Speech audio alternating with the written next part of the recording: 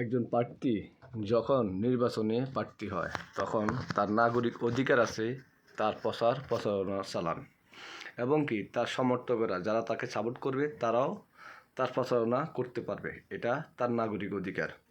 কিন্তু আপনি আপনার প্রচারণা চালাতেন যাইয়ে ইসলাম ব্যবহার করবেন ভুল পথে, আল্লাহর কোরআনকে ব্যবহার করবেন ভুল পথে, সে যে দলের হোক তাকে মুসলমান কখনো ক্ষমা করবে না। আপনাদের কাছ থেকে বাংলাদেশের সাধারণ মানুষ শিক্ষা গ্রহণ করবে, আমার মতো মূর্খ যারা আছে তারা শিক্ষা গ্রহণ করবে ভালো মন্দ। কিন্তু আপনারা যদি আমাদের থেকে খারাপ কথা বলেন, আমরা তো মূর্খ মানুষ, যে কোনো কথা বললে সেটা মানুষ গুরুত্ব দিবে না। কিন্তু আপনারা শিক্ষিত মানুষ, আলেম মানুষ, হাফেজ মানুষ, আপনারা যদি অশিক্ষিতর মতো কথা বলেন সেটা মানুষের কলিজায় লাগবে।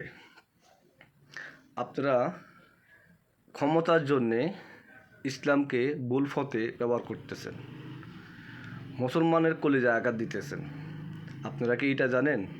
আপনারাই কোনো ইহুদির বাচ্চা যদি আল্লাহর কোরআনকে নিয়ে বাজে মন্তব্য করে, রাসূল সাল্লাল্লাহু আলাইহি সাল্লামকে নিয়ে বাজে মন্তব্য করে, সবাই মিলে একসাথে তার জন্যে আন্দোলন করেন। কিন্তু এখন ক্ষমতার জন্য যে আপনি কোরআনকে বাজেভাবে ব্যবহার করতেছেন,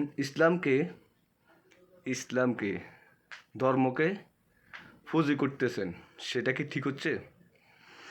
একজন আলেম কি করে মৃত মানুষকে নিয়ে বাজে মন্তব্য করতে পারে,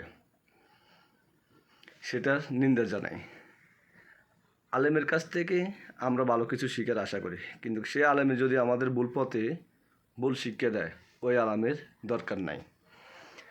মানুষ একজন মানুষকে ভালোবাসে তার শিক্ষা, তার দীক্ষা, তার চলাফেরা কথাবার্তির জন্যে।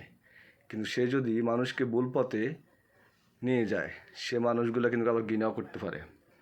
যেমন ভালোবেসে ফুলের মালা দিতে পারে, তেমন ভালোবেসে জুতোর মালাও দিতে পারে। সেটা হলো যার যে কর্ম সে তারপর সেইভাবে পাবে।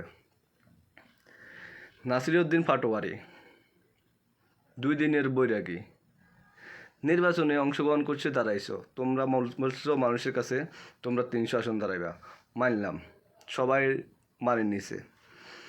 তারপরে তোমরা কী করলা? জামাতের সাথে ঢুকছো, ভালো কথা, তোমার সেটা অধিকার আছে। কিন্তু ঢুকার পরে তুমি নির্বাচন প্রচার করবা, ঠিক আছে, আরেকজনকে চাঁদাবাজ সন্ত্রাস বলার অধিকার তোমার নাই। তুমি কি আইনের লোক? তুমি কি সরকার? এখনও সরকার হও নাই, ঠিক আছে, বা এখনও এমপি হও নাই, পাশে হও নাই।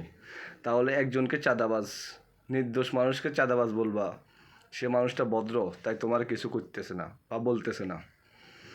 তুমি যে অল্প কিছুদিনের জন্যে লেবাস লাগাইছো, তুমি কি সেটা জানো?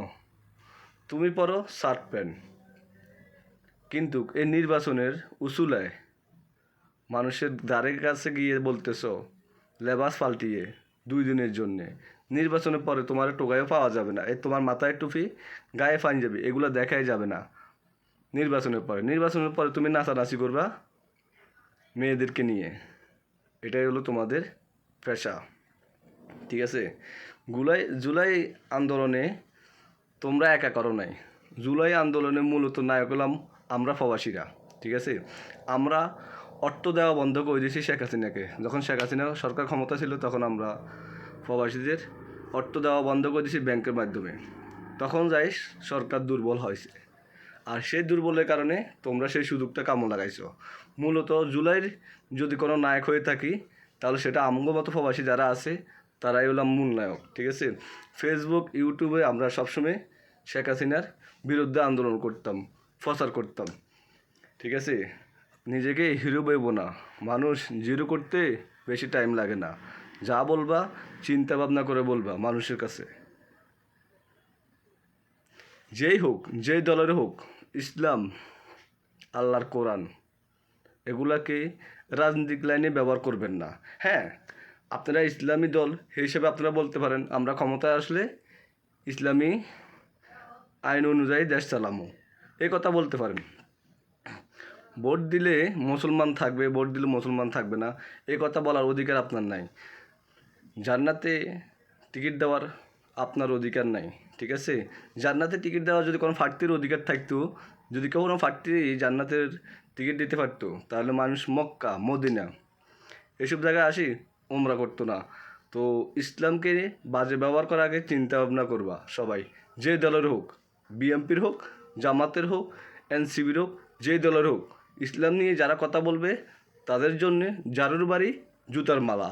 ধন্যবাদ সবাইকে।